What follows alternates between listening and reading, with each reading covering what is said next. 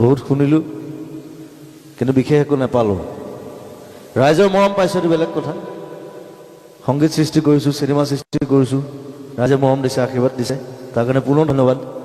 কিন্তু চৰকাৰৰ ফালৰ পৰা বিশেষ একো নেদেখিলোঁ, বিশেষ উন্নয়ন, বিশেষ বৈপ্লৱিক একো দেখা নাই এতিয়ালৈকে। AJP দেখিলোঁ, কংগ্ৰেছ দেখিলোঁ, এতিয়া BJP দেখিছোঁ। সকলোখিনি একেই, চব লংকাত গ'লে ৰাৱণ হৈ যায়, প্ৰথম কথা। গতিকে সেইটো বস্তু বাৰে বাৰে নহ'ব, বাৰে বাৰে গোটেই জীৱনটো যদি এইটো চাই থাকিবলৈকে জন্ম হৈছোঁ আৰু তেনেহ'লে বেলেগ দেশত গুচি যোৱাই ভাল, বেলেগ জেগাত গুচি যোৱাই ভাল। গতিকে কিন্তু যাব মন নাই অসম এৰি, প্ৰথম কথা। আৰু এইটো নিজৰ দায়িত্ব বুলি হ'ব আমাৰ, যে কিবা এটা বেয়া হৈছে অসমৰ কাৰণে, সেইটো কাৰণে ওলাই আহিছোঁ। মই কোনো ৰাজনীতিবিদো নহয়, মই ৰাজনীতিৰ লগত জড়িতও নহয়, মই কংগ্ৰেছো নহয়, BJPও নহয়, মই AJPও নহয়, প্ৰথম কথা।